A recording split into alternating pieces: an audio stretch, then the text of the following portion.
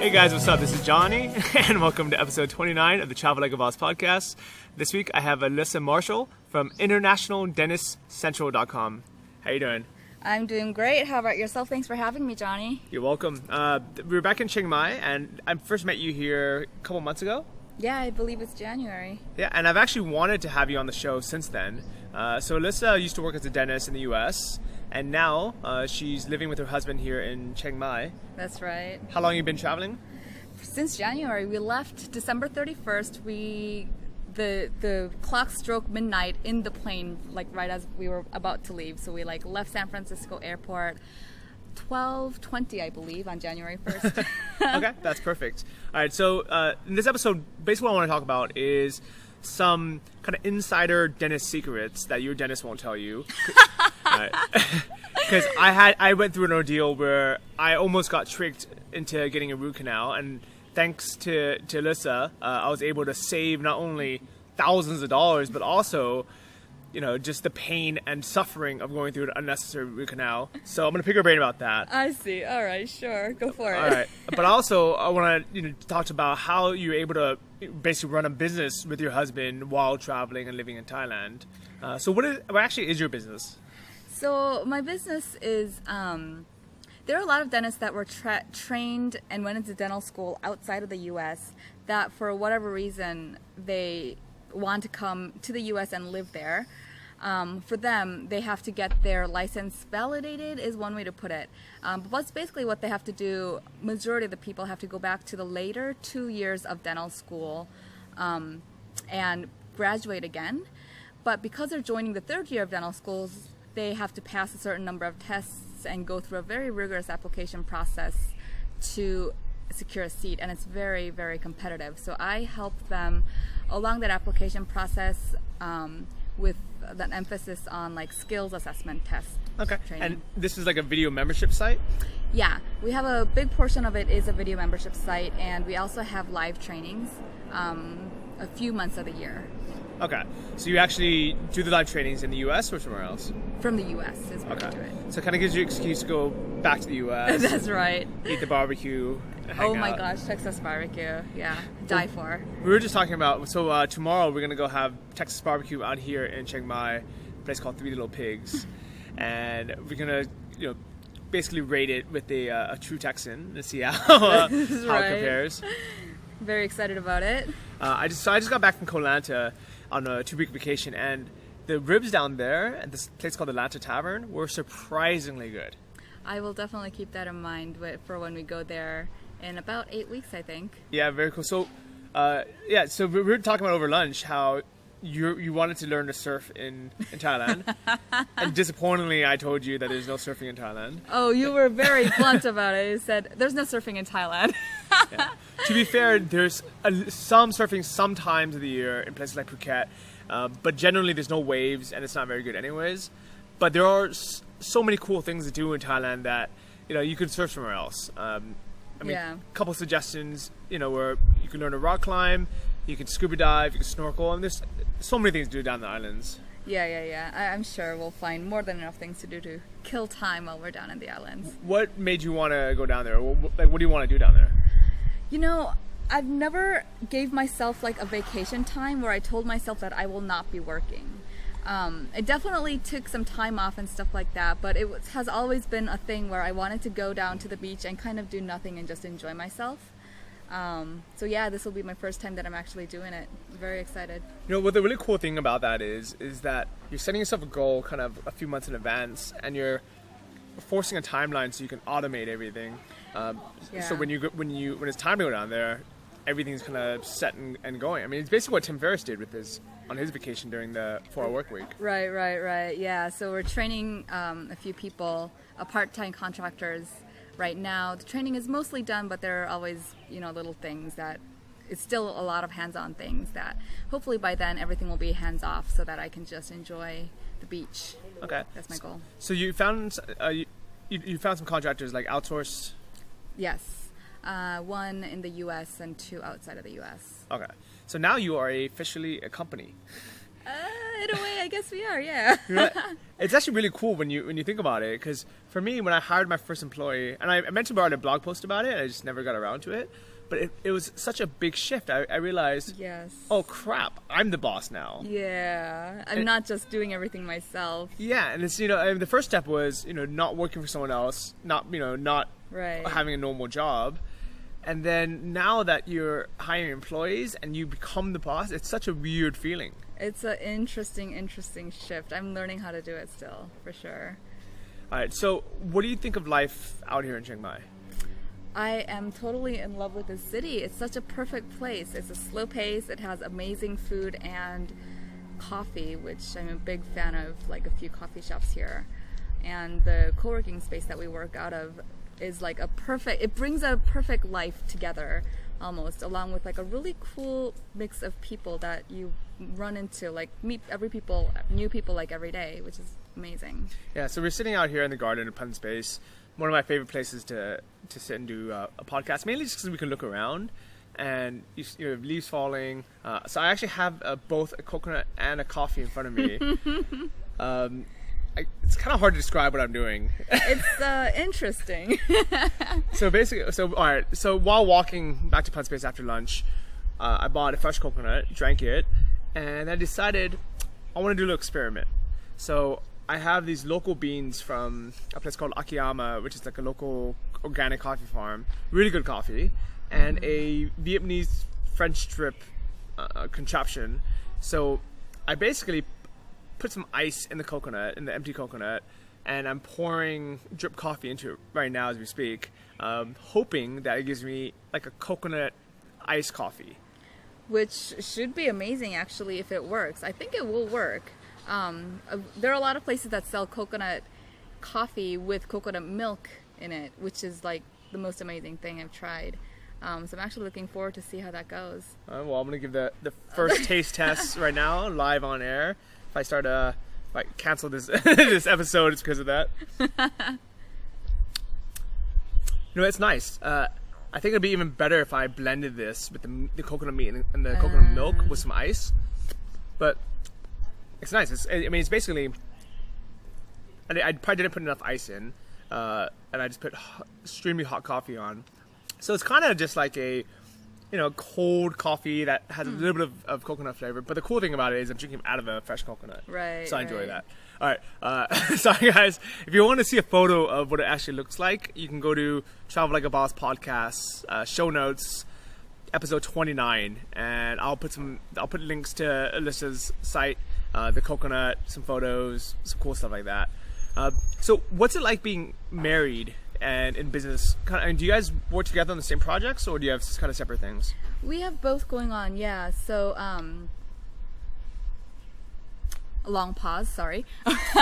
So we have, I should say, about 3 separate projects going on, but I will only really work on one, which is the main, like the internationaldentistcentral.com.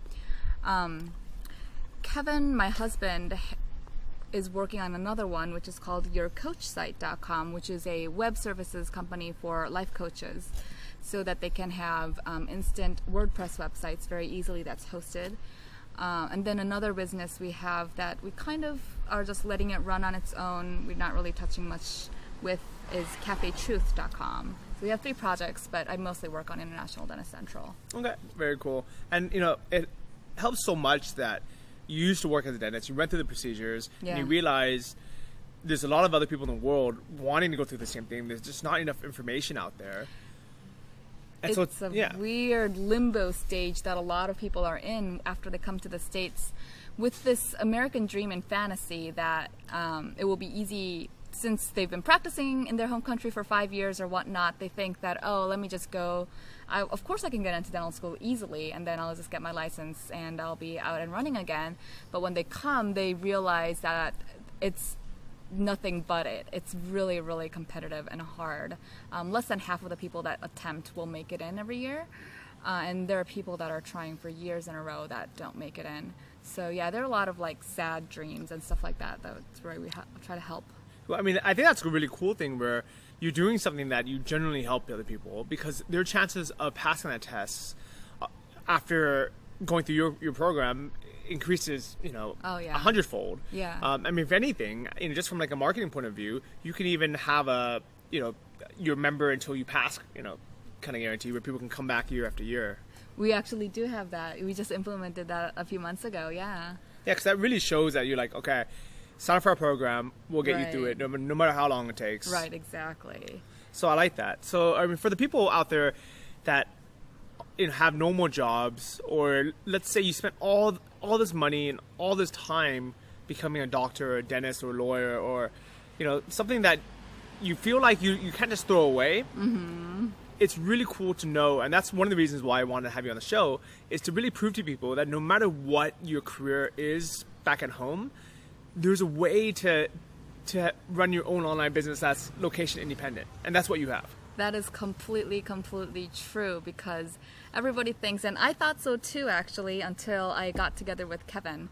This never even crossed my mind, the fact that I would not be seeing patients actively working as a dentist. It just was not even a possibility until you actually open your eyes to it. But once you do, you start seeing those different ways, creative ways to get around it, and doing other cool stuff while you have your own business. It's really nice. Well, I think that's kind of the whole point of this podcast, and the reason why I started it is even a year ago, before I met any other entrepreneurs that are making money online, I used to think it was kind of a pipe dream. It wasn't really possible. Yes, exactly. And luckily, I kind of stumbled upon it anyways, where I came out on vacation and I met one guy named Rene Christophe that was a scuba diving instructor. Huh. And he was the first person I ever met who had moved to Thailand or to any other country really, and just kind of just enjoyed life while working.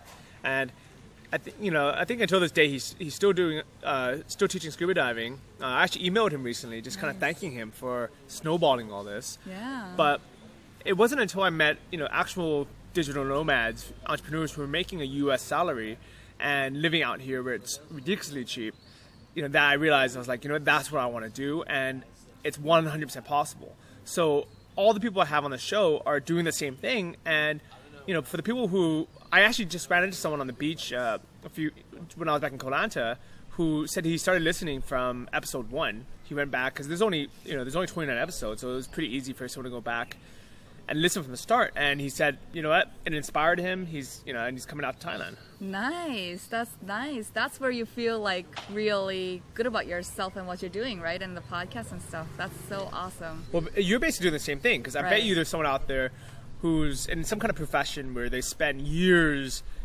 building themselves up to, and now they're thinking, well, you know what? If Alyssa can, if she can make it work as a dentist, why can't I make it work as a, XYZ? That is totally true. Just be creative and you'll find a way to do it. If you think that you can't do it, then you probably won't find a way.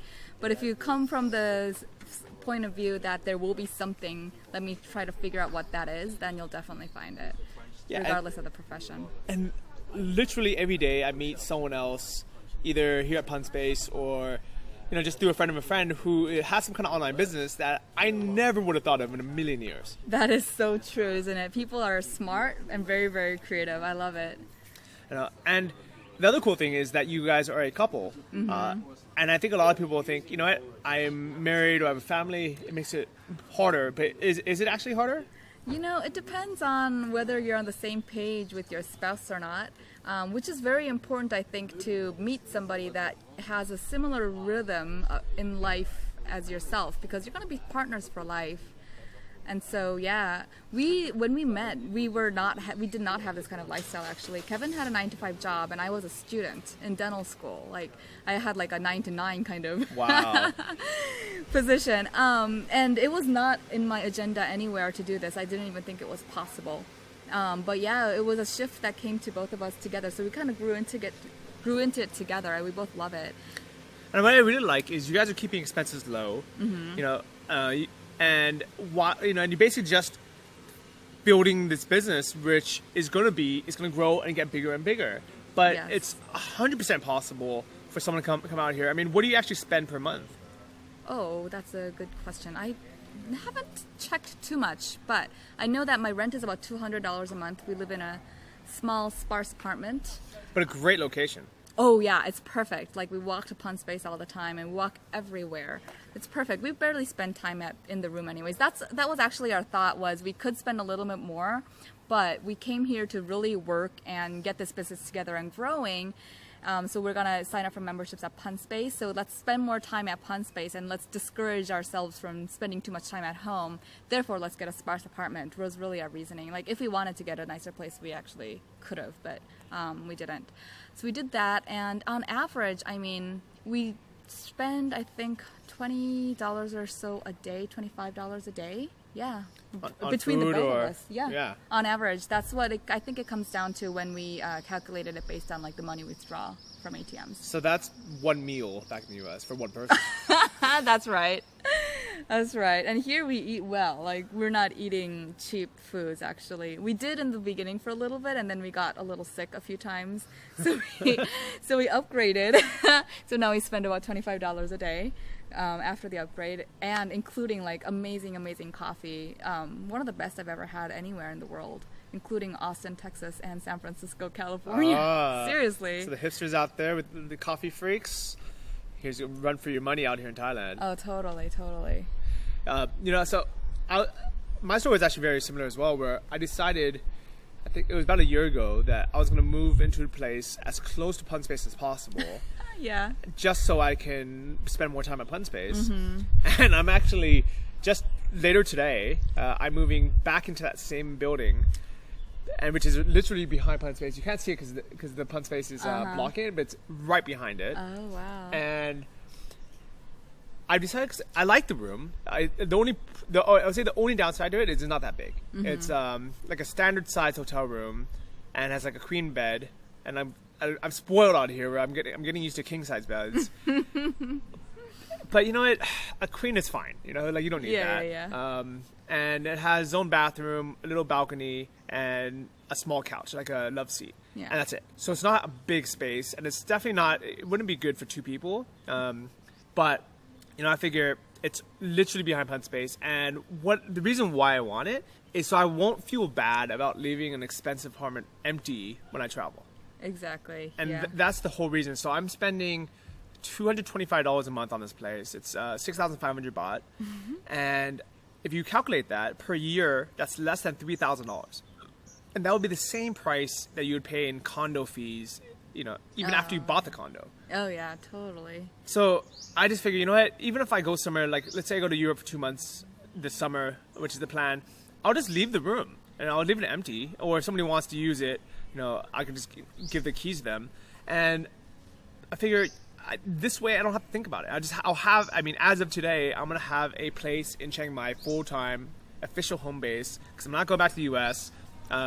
It's tax season right now, and I just spent all day yesterday sending all my paperwork and expenses, and I'm hoping I'm not paying too much tax this year. But next year, I'm not paying any tax. Awesome. And I don't know. We'll see what happens.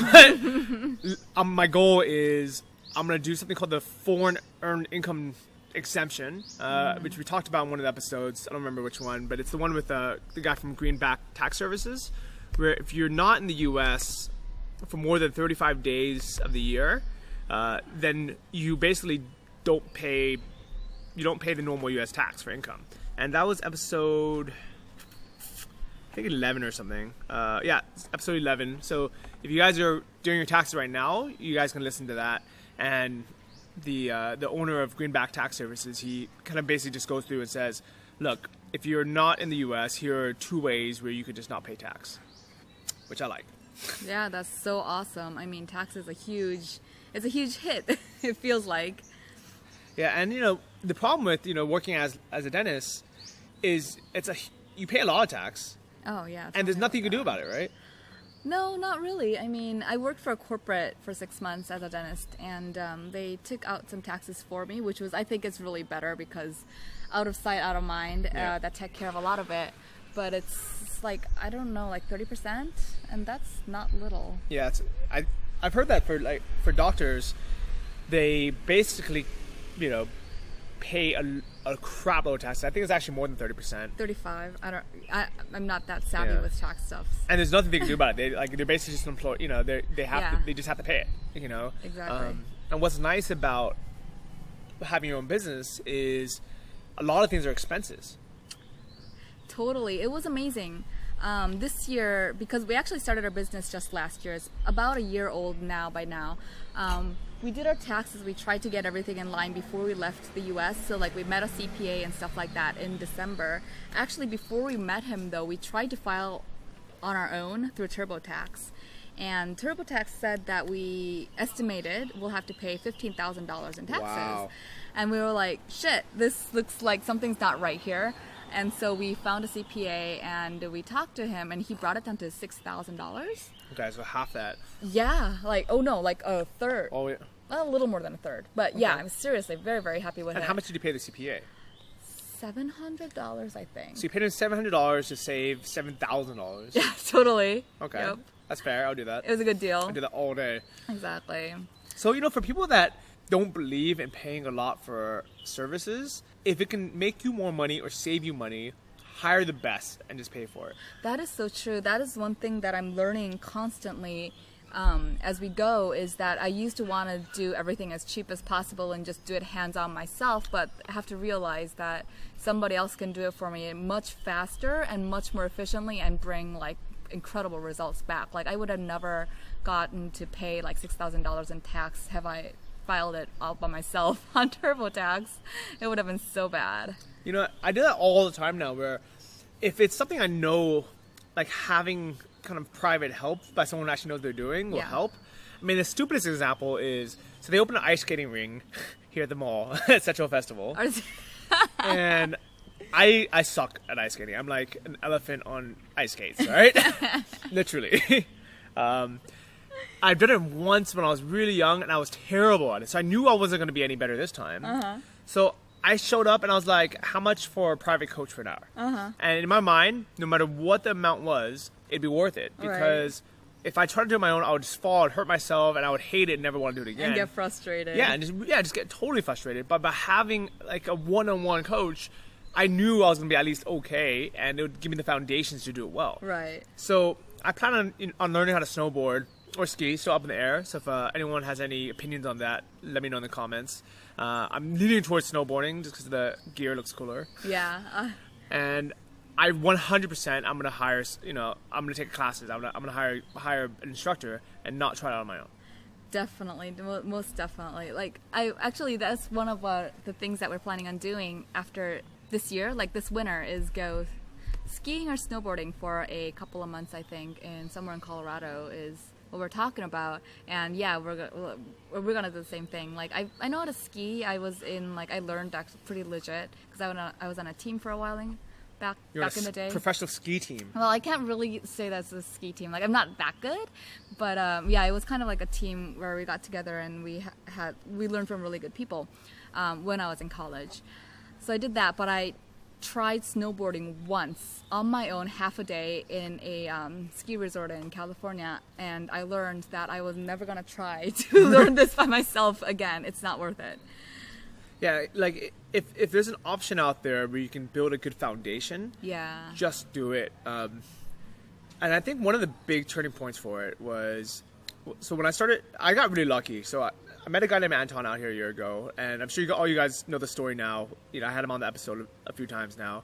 But before I knew anything about dropshipping or e-commerce, I did his online course, and I followed the steps, and it worked. And since then, I've met a lot of people who have just kind of just done it on their own. Because the software is out there. You can just go to Shopify. You don't need to go to Anton Method, and then learn the course and then go to Shopify. You could just go straight to Shopify, open a store. Right. And I started doing something like basically e-commerce consulting, which kind of just fell into. And man, like every single person who contacted me and I went to the stores, I was like, you don't even have the most basic things on there. Like things like you don't have a freaking contact us page. Or so the couple of requirements you have to have is you have to have an about us page, an FAQ, a shipping returns policies page, a contact us page, and it helps to have something like a price guarantee page as well.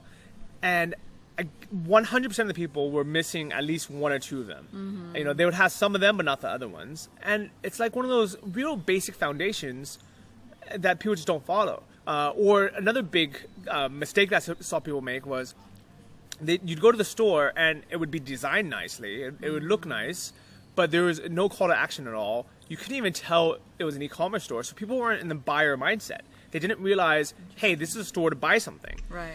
You know, and just little things like that, you know, make your store from a website, you know, which could be anything, to an e-commerce store. And that increases conversions like so much.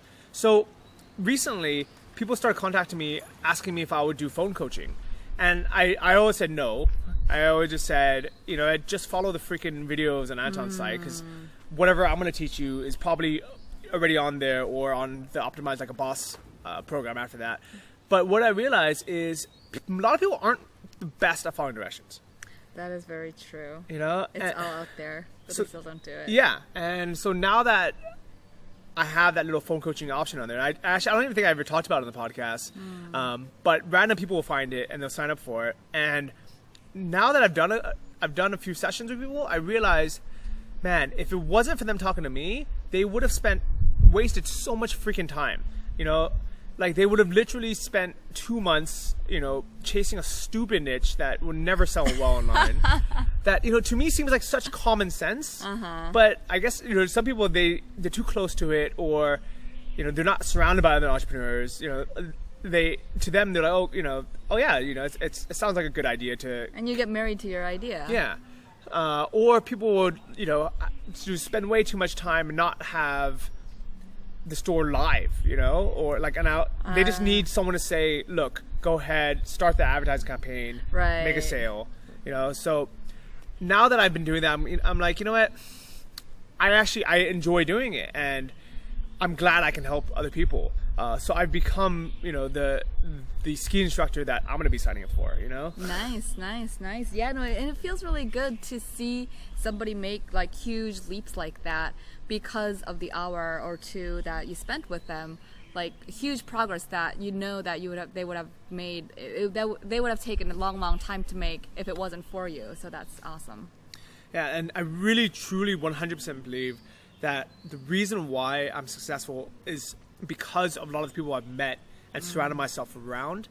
And a lot of it was just by luck, you know? I really feel like the people that you meet, you know, I don't know. I mean, I would say half of it's luck and half of it is you're attracting cool, like-minded people into your life. Right, but also, like, it doesn't help to just say hello and, you know, go your separate ways. Like, you're very good at actually cultivating relationships with the people you meet. So I think that's probably worked in your favor. Well, I think with you and Kevin, so I just started dating my girlfriend when we first met, so a few months ago, and I was like, oh, cool, they're a couple. We need more couple friends. Yeah. It's like an episode of How I Met Your Mother. Right. And I was like, oh, perfect. Okay, they're going to be our new couple friend. Worked out well. Yeah, and it always looks funny when we're out at dinner together because we're both international, like interracial couples. Yeah. So I bet a lot of people just assume that you're my girlfriend, and then probably. Alyssa and Kevin are together, and then we just swap. Right? Yeah. That's so funny. That is so true. But so how long have you been married now? A year and a half, I think. Right? Okay. September is our anniversary, so a year and a half. So it's still pretty new. Yeah. I like it. Okay. And how long do you plan on living out here or traveling, or do you guys want to settle down somewhere? Down the road, I mean, we want to have a home base, but I don't exactly know if that will be the same as settling down. So, like, what we want to do is later on down the road. So we're based out of Austin, Texas. So perhaps have a place in Austin, Texas that we can continuously, like, house swap, and while living in other places. But we don't have much plans like set in concrete yet. We just kind of want to do what feels right as we go. I like that, and it's cool that you have the option to do that. Yes, exactly. You know, I've actually met a lot of different couples out here that travel around together, and a lot of them are married now too. I think, I mean, I don't know if it's just because now that I'm dating someone, I'm also kind of attracting other couples into our lives, because, you know, we do different things, you know? Like, with my single friends, you know, especially when I was in Saigon, they're like, all right, Tuesday night, we got to go out to the bar, it's ladies' night, so they're gonna be drunk. We're gonna go pick up chicks. Right. Or it's Friday night. We gotta go to the club. And I'm like, I don't want to go.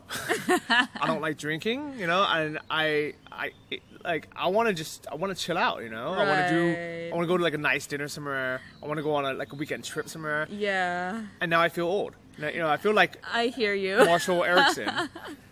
I totally hear you. I wondered because I used to be more of like a single partier, drifted into like you said, like that doesn't really interest me anymore. It's not that I want to do it, but I don't feel like I should or anything like that. It just genuinely does not interest me anymore. Which when I was in my early 20s, I saw people like that and I thought they're so boring. What are they doing?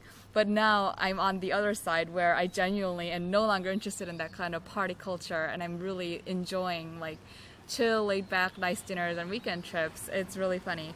But I do think that it's definitely true that as you shift there and become a couple, you attract and just naturally hang out with more couple friends to do that with. Yeah, what's funny is so last night we were sitting around the apartment, and Alyssa comes to me with a niche idea. Oh. So she's like, Johnny, do you think this will work for e-commerce store? Wow. And we started researching it. I went on my VPN, and I was like, okay, so if we're in Austin, my VPN is based out of Austin. Oh, right. So I'm like, if you're in Austin, this would be a niche idea. If we're in Johannesburg, South Africa, this is what would come up. And we were researching it for like half an hour, and I was explaining everything to her, and she says to me like, thank you so much for taking your time. I know you're like, this is the time you need to relax because it was night, it was after work.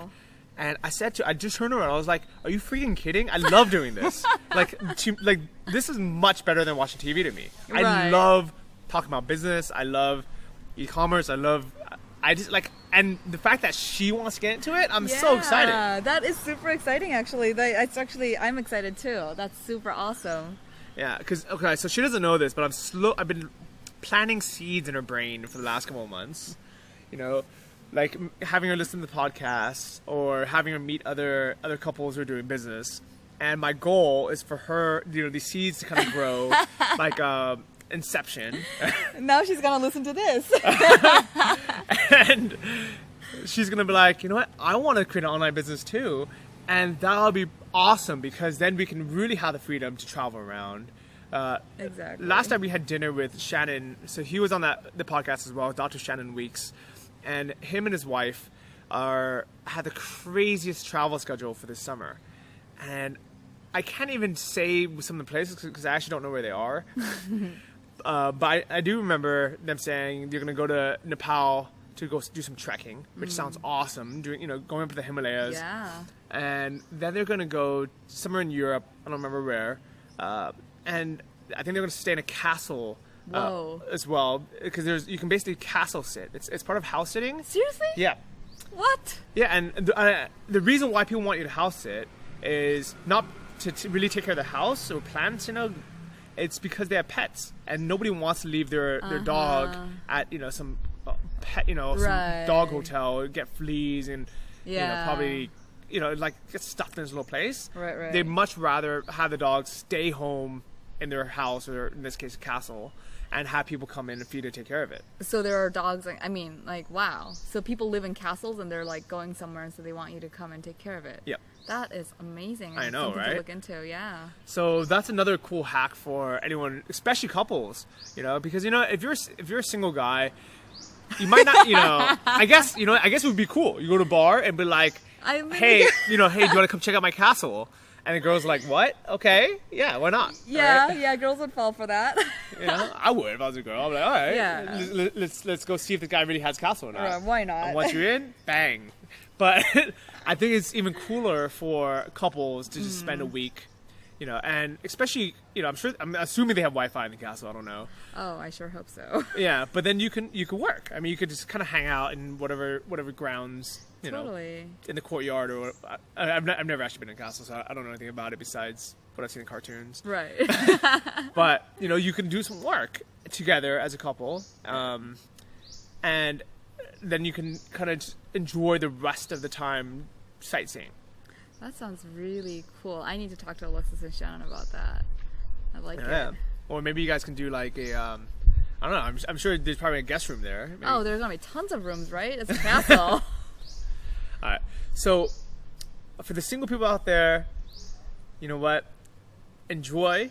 But I'm telling you right now that I thought it was fun to be single, all right? Especially the guys into this, all right? I'm telling you right now, all right? It is fun to be single, go out, pick up chicks, you know, bang some random girl on a Friday, all right? But it is once you meet a girl that you really like and you can just, you know, like you just, you know, at home, you work on the computer and then all of a sudden you're like, all right, I want to take a break, watch some TV now. It is so freaking nice just to have someone there all the time, just to even watch TV with. It's a million times better. It's so true. You're not like, in a way, I think that you go find out other people to just hang out with because you're kind of lonely, but just having somebody always there kind of fills in that gap. You always have like a really nice company that you enjoy and a partner, which is nice. I enjoy being a couple a lot. Yeah, so enjoy it. You know, if you guys are young, you know, go out, hit your... I don't know, whatever the goals are. Have the threesome, get the belt, you know, hook up with 100 girls, you know, get it out of your system. For sure. But if you meet a girl that you really like, you'll realize really quickly, you know what, there's so many benefits of having a good relationship. But don't settle, right? Because really easily, I know tons of guys, and I feel bad, but I know guys who are married to the wrong girl, and they are miserable. All right, if you haven't had sex with your wife or your girlfriend in over 3 months, get out of that relationship. That is true. You know, and like seriously, there's no reason to be in a shitty relationship just because you feel you're comfortable or it's hard to get to another one. You know, I really truly believe that, especially if you're working on yourself and you're not like, if you listen to this, you probably are working on yourself. You're probably an entrepreneur, or at least wanting to be one. Right. You're wanting to travel and see the world. You are probably planted some CrossFit seeds in your head, like I have, Alyssa. Speaking of which, yeah, that was cool that you just joined CrossFit, right? Yep, it's my 3rd week. Very nice. I love it. And do you think it's because everyone around you does it and talks about it? It definitely helps.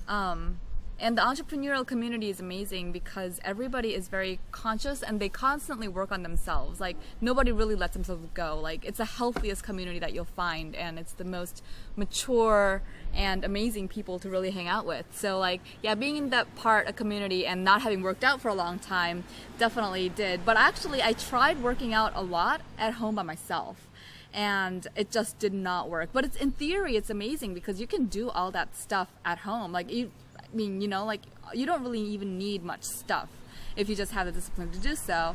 I failed more than 10 times. Like, I told myself I'd do it, and I just figured, it's time to pay something so that I would go do it. And once I signed up, 3rd week, I'm still new to it, but I've been always going like 3 times a week, which is cool. Yeah, I love it. I think people definitely get more consistent when they're paying for it. They have a set time and a schedule, and you look forward to seeing the people there. And, exactly. Because you kind of motivate each other.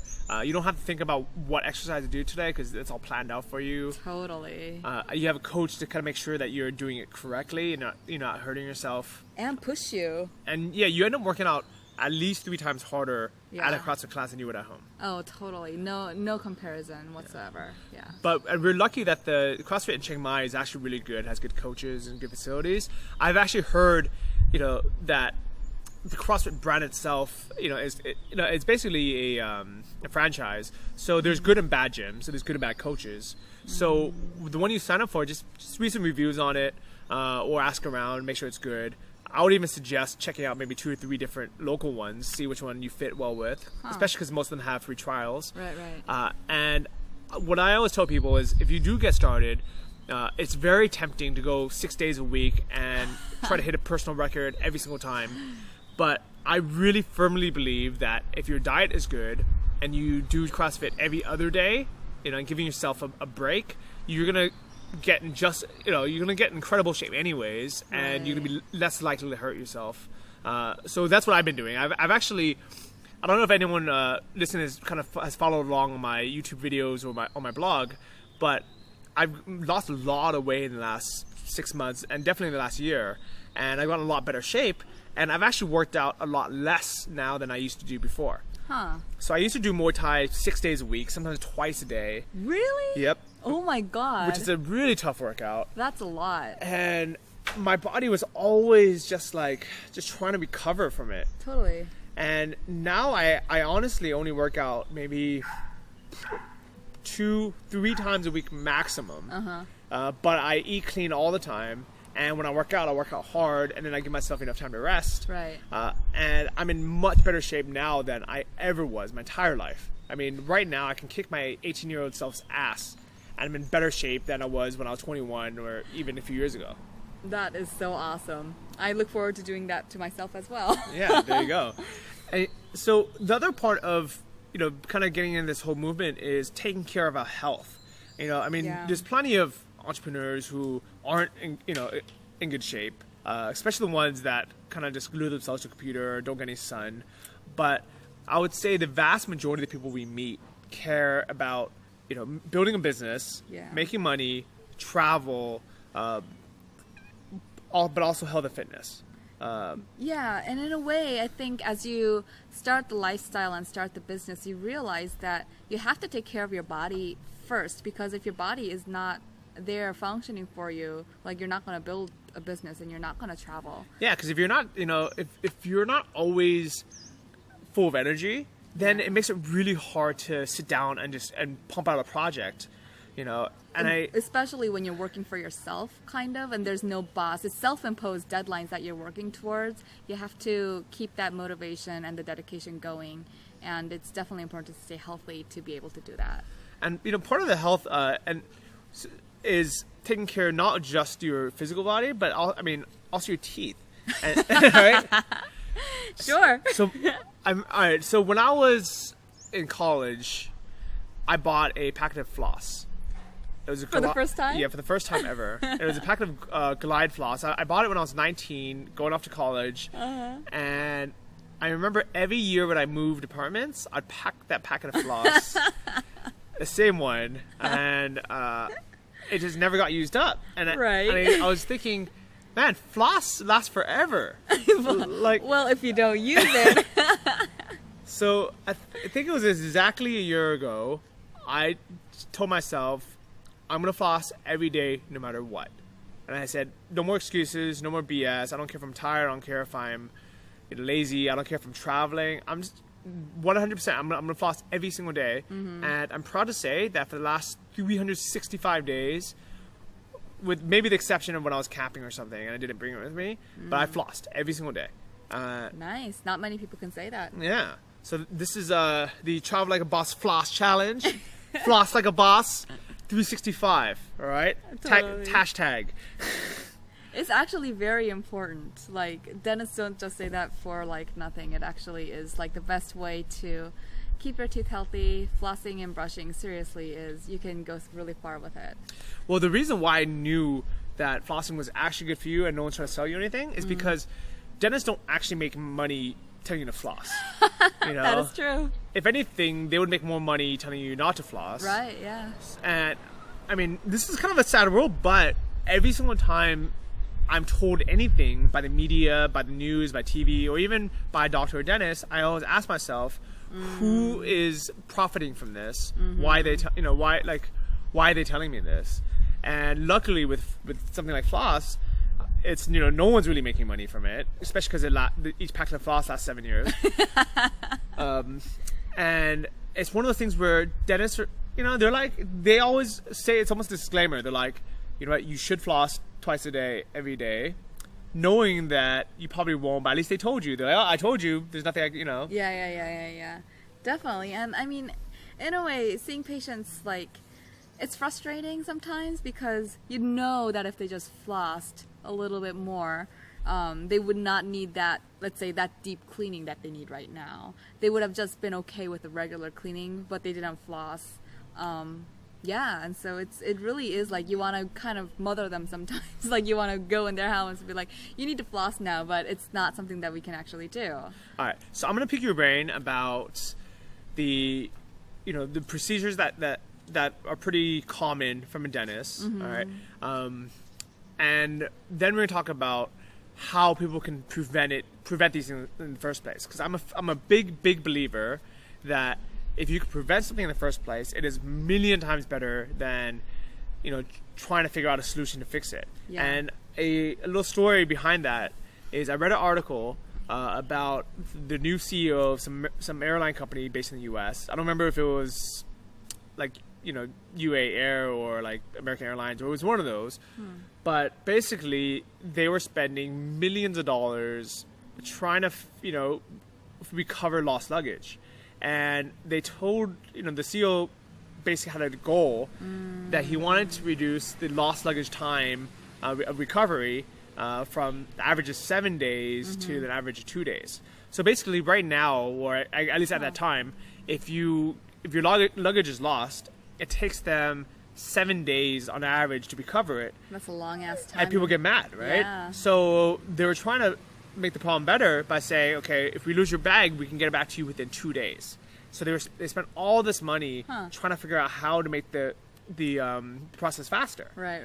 And when the new CEO came in, he said, what the heck are you guys doing? I don't care if it takes 20 days to bring back the luggage. Let's just not lose the luggage in the first place. Right, yeah. So he focused all of his attention on preventing it, saying instead of us losing, 3% of the luggage that goes through, why not just lose 0% and never have to deal with it? And, one out of 10,000, bags that gets lost, you know what, we'll really apologize. We'll say, it's going to take us 2 weeks to get it back to you, but here's a voucher for a free flight or something, because it never happens. Right. So I feel the same way about health and about your teeth. And actually, I just sat down last night with Dr. Shannon Weeks, who's a who's a U.S. trained medical doctor, and I had brought up a conversation that I've had with two guys that I know over the years.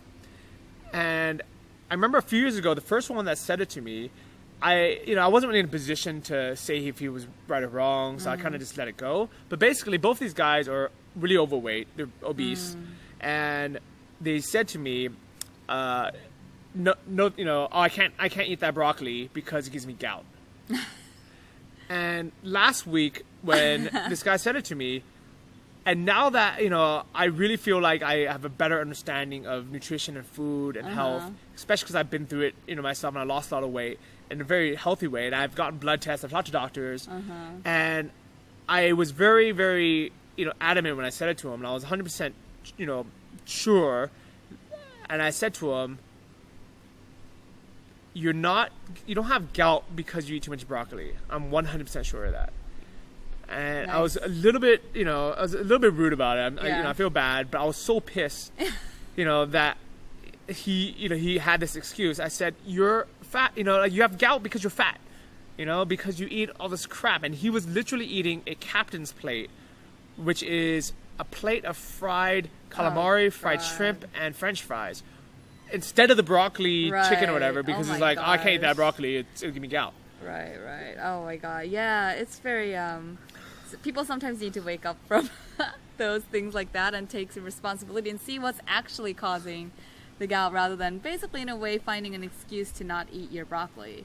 Well, so I asked Dr. Shannon last night, I said, because I just wanted to be 100% sure. I was like, you know what, I'm pretty sure common sense says eating more broccoli and, less fried crab is, is going to help the gout. But I just want to be sure. So I asked him, and he laughed. He's like, look, no one has ever gotten gout from eating too much broccoli.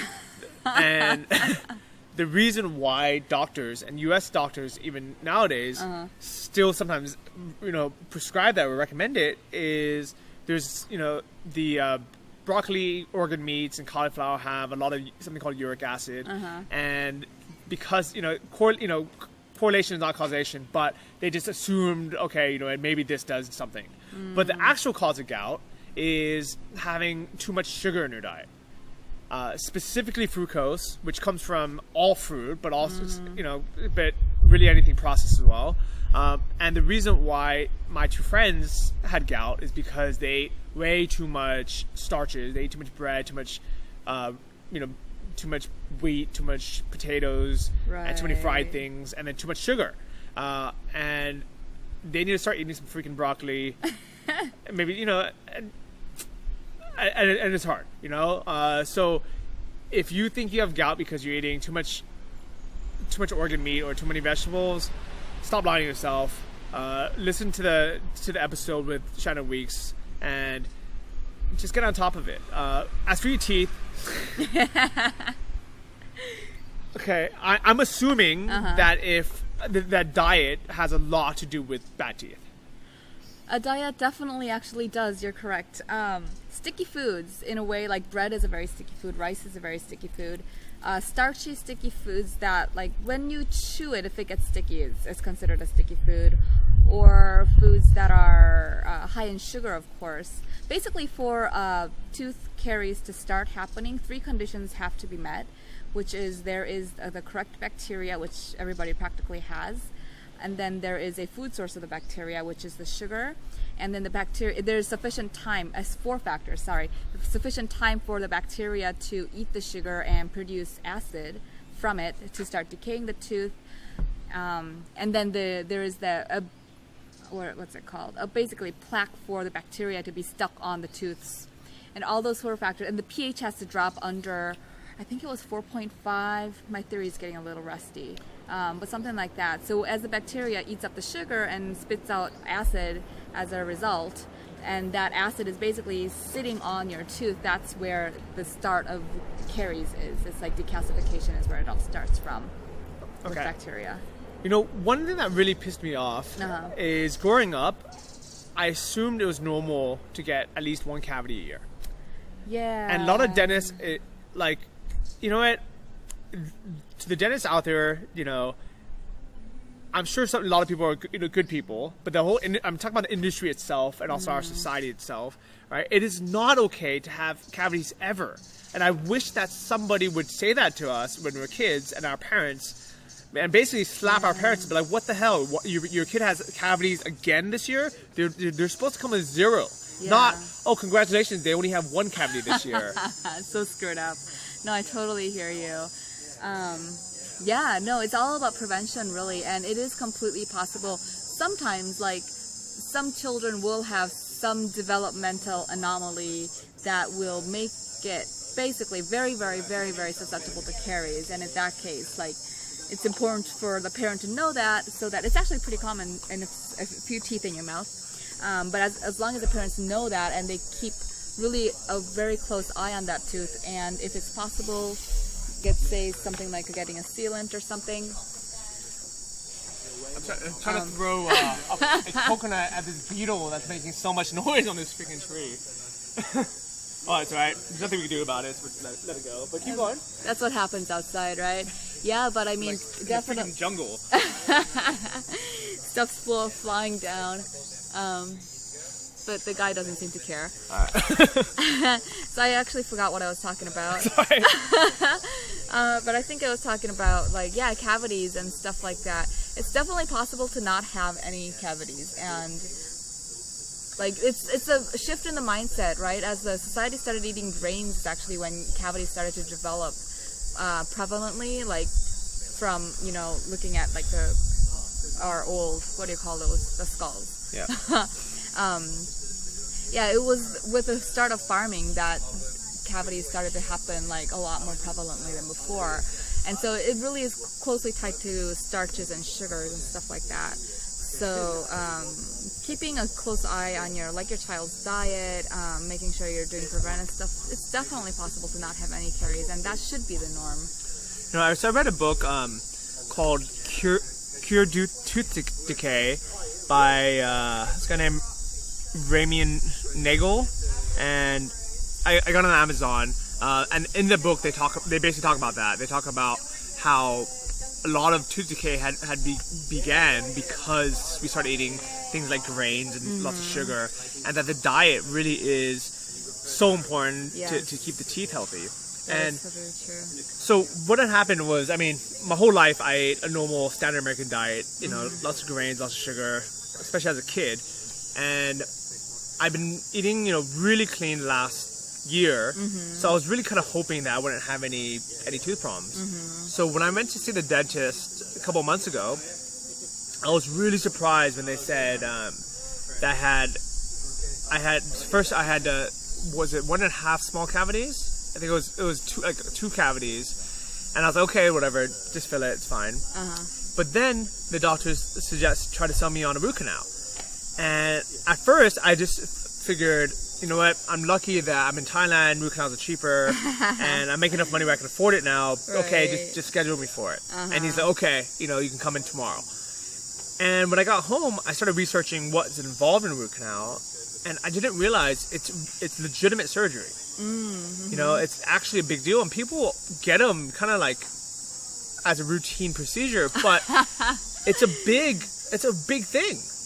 Yeah, you're basically taking out the nervous system within a whole tooth. So it's not a simple or easy thing. And so I really feel like everybody's goal should to never ever have to get a root canal their whole life. Yeah, it's very possible. And anything that you can do to prevent that, you should do it. And if that requires you not eating sugar or not eating grains, it's worth it to take care of your teeth. Totally. And not eating sugar, not eating grains will do so much more for you than just taking care of your teeth. I think it's really beneficial for your health and just your overall well-being. Like every aspect of your life will improve, including your teeth for sure.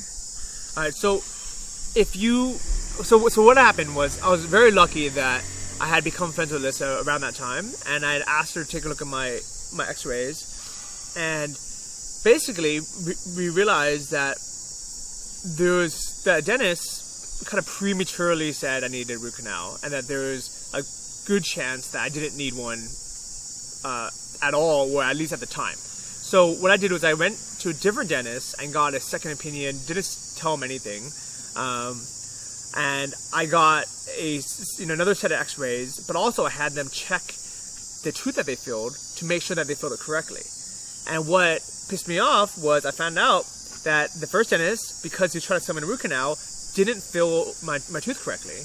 He only filled half of it, which means that if I didn't go to the second dentist, I would have had to get a root canal within 6 months. Yeah. And he would have been like, oh, I told you so. Yeah. So I was super lucky to have that. So I really recommend to anyone out there, if your dentist tells you need a root canal, get a second opinion. Read that book. I'll link to it in the show notes.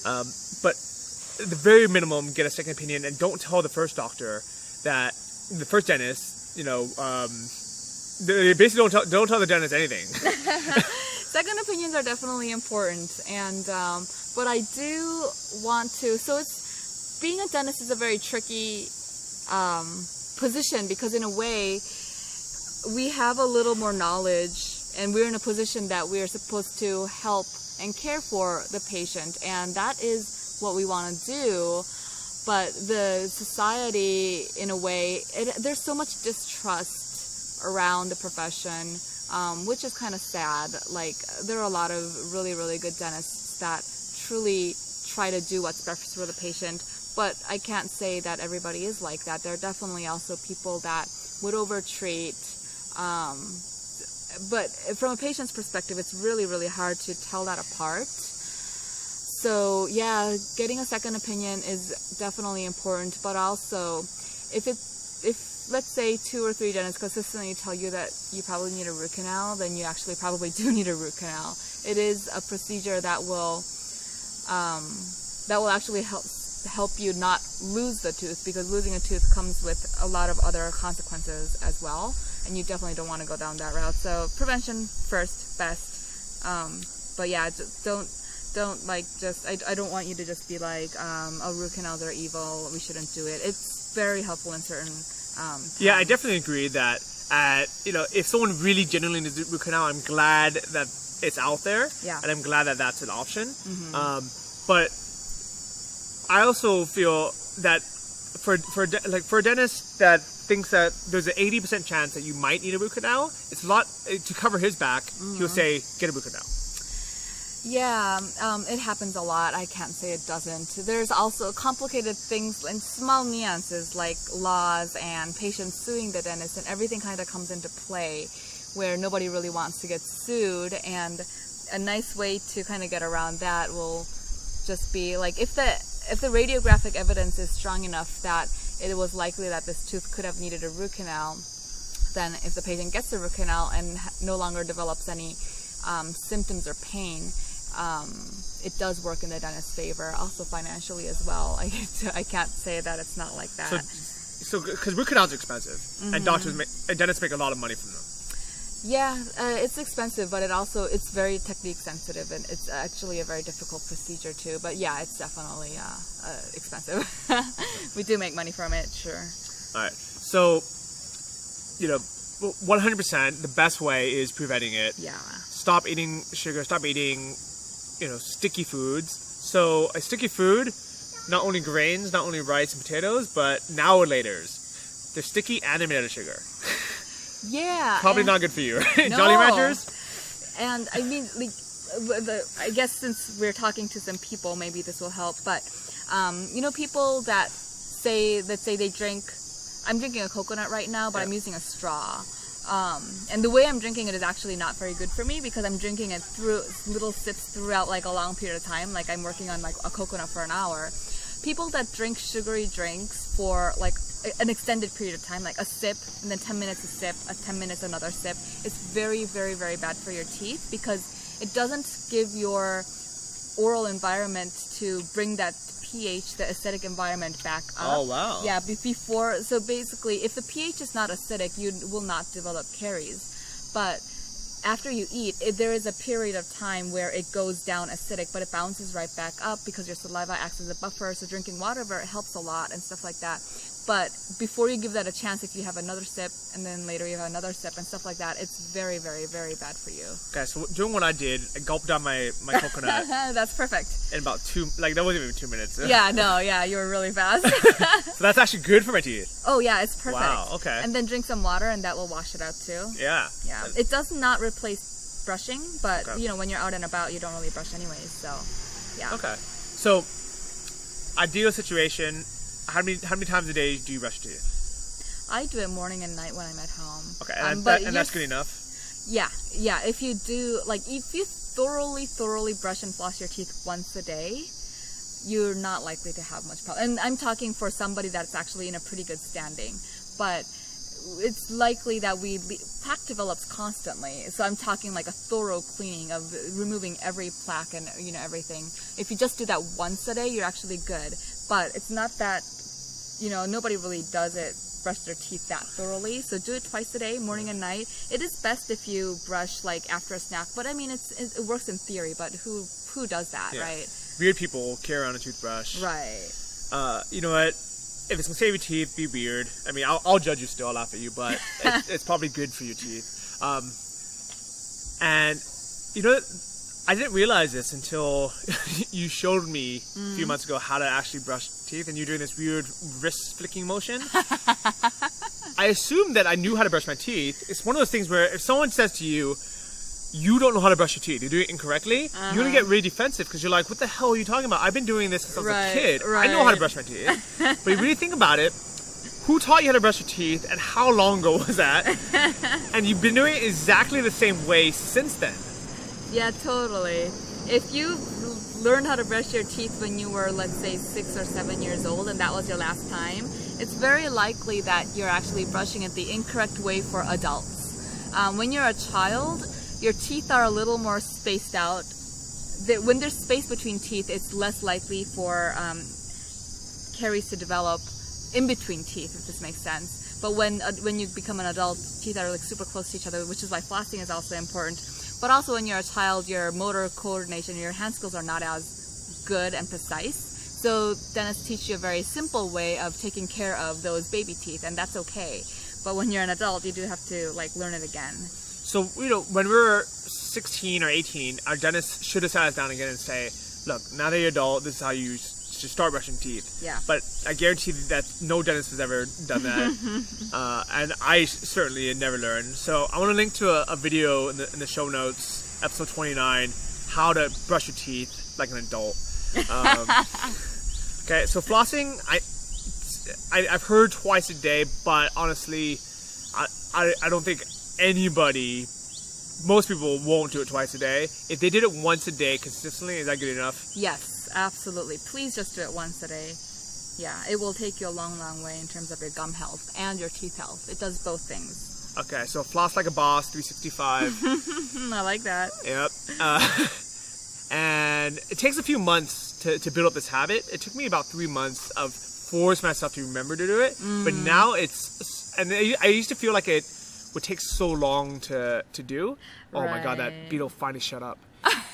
Okay, so sorry if that was super annoying for the last 20 minutes, but we are in the jungle. There's an elephant over there to our left. Alright, and brush, floss, don't eat sugar, take care of your teeth, see a dentist. How often should people actually go see a dentist? Every 6 months would be a good term just to make sure that things are in check. Once you start and getting a light cleaning, just to keep things like, nice and light and clean. If you fall off of that, try not to. Depending on how healthy your teeth are though, my teeth and gums are pretty very healthy, and I'm okay. I know that I'm okay with a once a year cleaning, but that's because I brush and floss well. But yeah, a 6 months is a good term for a healthy person with a healthy set of teeth. But if your dentist recommends to you to get a root canal or even a deep cleaning, second opinion. Deep cleaning, this is a whole new, you just opened up a new Pandora's box. Okay, let me just try to say it very quickly. Is it BS? No, it's not BS. Okay. It's definitely good and helpful. And the thing is, I know that deep cleanings are a lot more expensive, but cleanings are a way that the hygienists make a living, in a way, right? And the normal cleanings are fairly cheap, even if you pay full price. I mean, they're not super cheap, but they're fairly cheap for the amount of time that the hygienist spends. So if you think about it in terms of the hygienist's wage, if they just do light cleanings, they're really not going to make much of a living. So there are a lot of people in the borderline that perhaps if you meet a thorough hygienist that will take the time to clean your teeth for a normal cleaning session, a normal cleaning could do it. But the thing is, once they see visible calculus and stuff like that, they know that they have to use their wrists a lot, and it's actually a very difficult job. And cleaning out all the calculus in somebody's mouth sounds like an easy thing, but it's actually not. Okay. Teeth are curved everywhere. It's actually really hard to do. So if you want a really thoroughly nice cleaning done, a deep cleaning, as harmful or as aggressive as that sounds, it actually is not. I do want to I don't want people to misunderstand as deep cleaning as being this horrible thing. It's really not. It will help you, because once you develop pockets, which you will not develop pockets if you had flossed well, but if you didn't floss well for a while and your gums get inflamed and you develop pockets, you can't clean out what's inside of that pocket with anything else. And if you put a sharp instrument down that pocket, it's gonna hurt. That's why you have to be numbed, so that the hygienist can actually clean it thoroughly without having you flinch every second. So it is, I know that it's financially a hit, but a deep cleaning is definitely avoidable. So what I would do if somebody tells you that you need a deep cleaning is I would just do it, and then afterwards I would be extremely religious about flossing and brushing correctly, and ask the hygienist demo. They have to show you, if you ask them, if they can show you how to brush your teeth correctly and floss your teeth correctly, they will show you. So ask and learn. And do it religiously, and then you will likely not need a deep cleaning for a long time again, or ever again, maybe sometimes. Okay, so everyone's goal should be prevent this crap in the first place. Yep. Brush twice a day correctly, not like you did when you were 6. Right. Floss every day, 365. Like a boss. And that's it. So Alyssa, thank you so much for being on and dropping all this knowledge to everyone. Sure, it was really, really fun. Thanks for having me, Johnny. Yeah, no worries. So if they want to check out your website, it's internationaldentistcentral.com. All right, cool. And my blog is johnnyfd.com. If you want to check it out, see what we've been up to. I'm going to write out a cost of living out here, because Alyssa inspired me to write down how much I'm actually spending every month out here in Chiang Mai. So that's going to be up by the time this episode's up. And if you want to check out the show notes, it's episode 29, travellikeabosspodcast.com, #FlossLikeABoss365. See ya. See ya. Thank you for listening to the Travel Like a Boss podcast. If you want to hear more, including the bonus How to Choose the Perfect Niche episode, join our mailing list at travellikeabosspodcast.com. See you next week, and remember, if you want to travel like a boss, you need to be your own boss. So start your online business today and start living the lifestyle you've always dreamed of.